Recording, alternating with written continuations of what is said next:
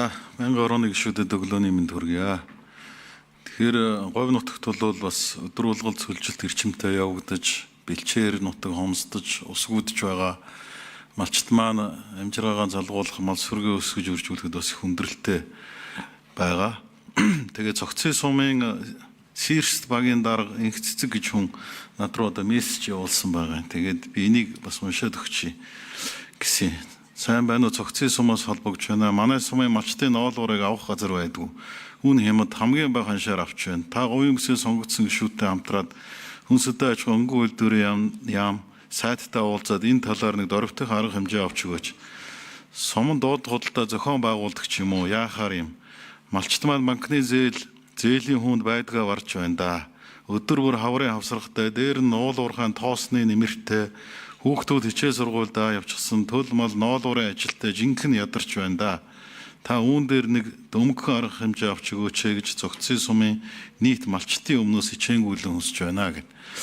За энэ дээр нэг та хариулт өгөөч. Тэгээд цогцын сум бол одоо хамаг одоо баялаг газрын доорх одоо алт эрдэнэс нүүрсээ одоо экспорт нь гаргаад ингээд энэ улсыг тижээгээд ингээд явж идэг. Энэ улсын төсвийн ер нь тал хувийг нь цогцын сумаас бүрдүүлж байгаа. Гэтэл одоо газар нутагт нь амьдарч байгаа малчт нь одоо иймэрхүү байдалтай байгаад байгаамаа. Тийм учраас бас энэ дээр одоо ямар бодлого одоо авч хэрэгжүүлэх вэ? Зүүн аймагуудад бол дуудлага худалдааг бас амжилттай зохион байгуулад 1 тонн ноолоор 200 мянга хүрсэн гэж мэдээ авсан. Тэгээ одоо энэ одоо байдал нь ямар байна? Төрөөс яамнаас одоо ямар бодлого баримталж одоо төвийн болон баруун аймагуд руу авч хэрэгжүүлэх вэ гэсэн ийм одоо үндсэн асуулт байна.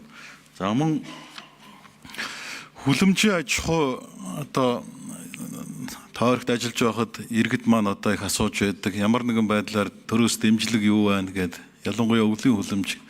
Тэгээ саяхан би одоо яамны бас мэдээлэл харж ирсэн. Энэ жил одоо 2.1 тэрбум төгрөг хүлэмжийн аж ахуйд зориулж өгнө. Хүүгүү зээл өгнө. Урт хугацаатай ийм зээл өгнө. Өвлийн хүлэмжийг одоо хэрвээ барих юм бол цахилгааны хөнгөлтийг үзүүлнэ гэсэн энэ одоо бас их аятайхан ийм мэдээлэл байгаа. Ялангуяа энэ говийн бүс нутагт одоо ус ховортой газар хүлэмжийн аж ахуйг одоо хөгжүүлэх юм бас боломж байдаг. Тэгээ энийг дэлгэрүүлж бас хэлж өгөөч гэж. За гуравт асуудал бол малын гаралтай түүхүүдийг боловсруулах, эцсийн бүтээгдэхүүн болох экспортлох ажил байгаа. Тэгэхээр энэ талаар бас олон ярьсан, үйлдвэр технологийн паркийн хууль баталсан. Энэ чиглэлээр одоо ямар ажлууд хийгдэж байна? Ойрын үед ямар үйлдвэрүүд ашиглалтанд орох юм бэ?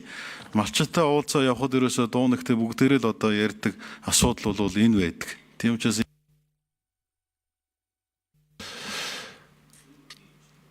6 номер сайд хариулъя. За Наранбаатар гишүүний асуултанд хариулъя. Нэгдүгээр ноолуурын асуудал байна.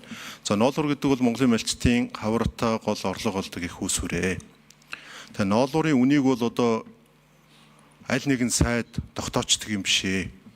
Энэ бол дэлхийн зах зээлийнхээ үн ханшаар зохион байгуулагддаг. Тийм учраас одоо энэ жилийн ноолуур үнэтэй байна.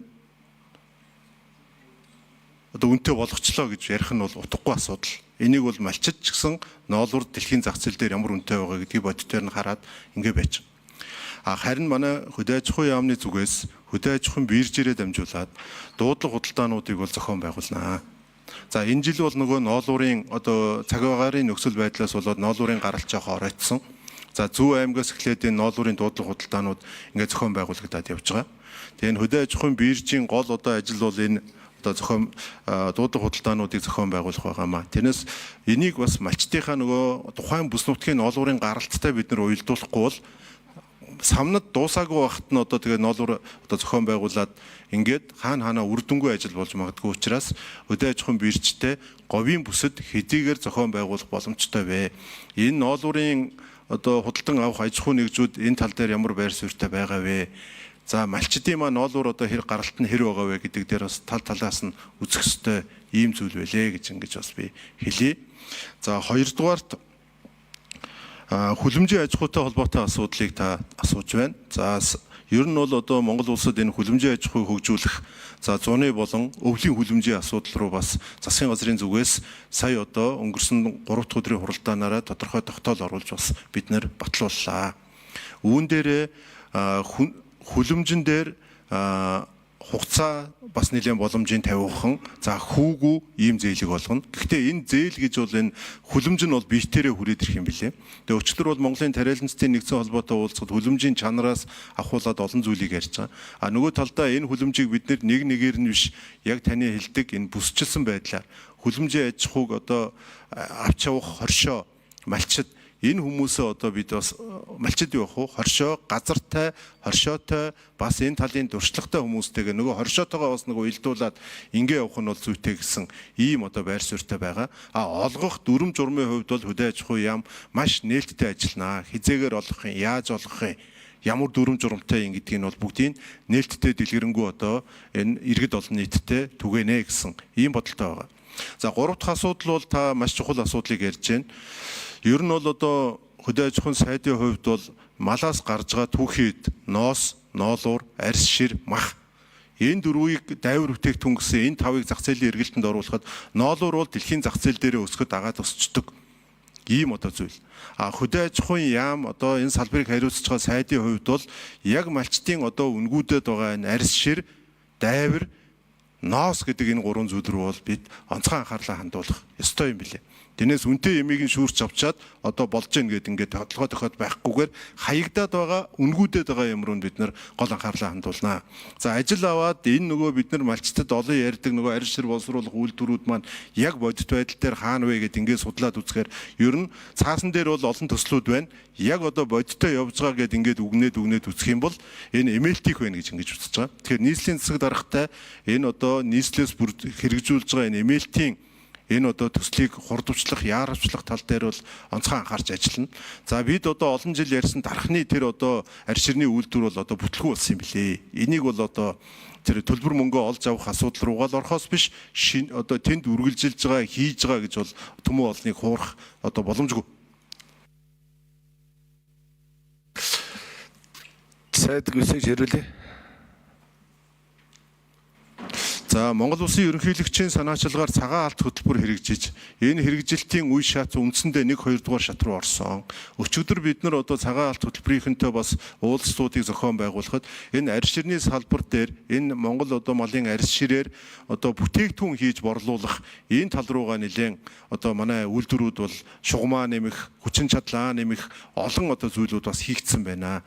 Тэгэхээр нөгөө анхан шатны болон гүн боловсруулалтын асуудлууд дагалдаад энэ бүтээгдэхүүн болгох энэ асуудлыг бүр цаашлаад энийг гадагш нь экспортлох асуудал гээд үндсэндээ энэ хөдөө аж ахуйн яамн дээр мал аж ахуйтай холбогдлолтой малын махны экспортын асуудал, урамгалын экспортын асуудал, энэ цагаан алт төлбөрийг цааш нь амжилттай экспортлох экспортын ажлын хэсэг. Мөн дээрээс нь одоо хэдэн сарын дараа хэрэгжих Евразийн хэлэлцээрийг амьд болгох одоо ажлын хэсэг гэдэг үндсэндээ 4 ажлын хэсгийг одоо бас зохион байгуулалтанд энэ 7 хоногоос оруулаад ажиллаж эхэлсэн байгаа гэж хэлье. За Наранбатар гишүүн тодруулъя. За 2 жилийн өмнөөс шинэ хоршоо хөдөлгөөн гээд төсөв дээр 2 жил дараалаад бас нэлээ төсөв хөрөнгө тавиад ингээд явсан. Тэгээд уг нь зорилго нь бол энэ малчтаан одоо мал аж ахуй эрхлэх, хажуугаар нь бизнес рүү оруулах, тэгээд одоо нэмэлт орлого олох, ханган нийлүүлэлтийн сүлжээ бий болгох, үйлдвэр угсаагаа сайжруулах, анхан шатны одоо боловсруулах үйлдвэртэй болох гэд зорилт тавьж явсан. Тэгээд энэ шинэ хоршоо хөдөлгөөнийг яамны одоо зүгээс юу гэж харж байгаа, үр дүн ямар байв, цаашдаа одоо дараа жилүүд дээр энэ хөдөлгөөнийг үргэлжлүүлж явах юм уу? Ирэх жилийн төсөв дээр төсөв хөрөнгө тавих шаардлага байгаа юу? Иргэн төлөлт энэ төр нь одоо ямар байгаа юм? Нөгөө зээлийн батлан даалтын сангийн үйл ажиллагаа нь ямар байгаа юм? Эрсдэлтэй байгаа юу гэсэн. За энэ зүйл дээр нэг тодруулга авъя. Тэд нэмэр хариулах уу? 6 номер сайд хариулъя. За шинэ хоршоотой холбоотой асуудал малчтад одоо маш том боломжийг бас олгосон. Олддгүй байсан тэр 6% зээл бол жирийн малчинд очсон ийм том одоо сэргэлтийн одоо зээл болсон. За шинэ хоршоо хөтөлбөрийг цааш нь амжуулахад ер нь шинэ хоршоо хөтөлбөрийн одоо чигүүрэг бол шадар сайдын ажлын албан дээр бодлого нь гараад ингээ явж исэн. За шадар сайдтай бид бас энэ шинэ хоршооны асуудлаар цаашид яаж хөгжүүлэх талаар энэ шадар сайдын ажлын албатай хүнс хөдөө аж ахуй яам За энэ улс орон даяар байгуулагдсан хоршоодынхаа үйл ажиллагааг яаж идэвхжүүлэх үү, яаж дэмжих үү гэдэг тал дээр ер нь ажлын төлөвлөгөө гаргаад ингээд ажиллаж эхэлж байгаа. Тэгэхээр энэ бол ганцхан шадар сайдын ажлын албаны асуудал биш. Хүнс хөдөө аж ахуйн хөнгөн үйлдвэрийн яам шадар сайдын ажлын албатайгаа хамтраад ингээд ажилланаа. За энэ хугацаанд олгосон зээлүүд дээр яг өнөөдрийн байдлаар бол одоо эргэн төлөлтөн дээр хүндрэл гараад зээлийн батлан даалтын сан дээр одоо санхүүгийн сахилгууд алдагдсан одоо тохиолдлууд гарааг байгаа.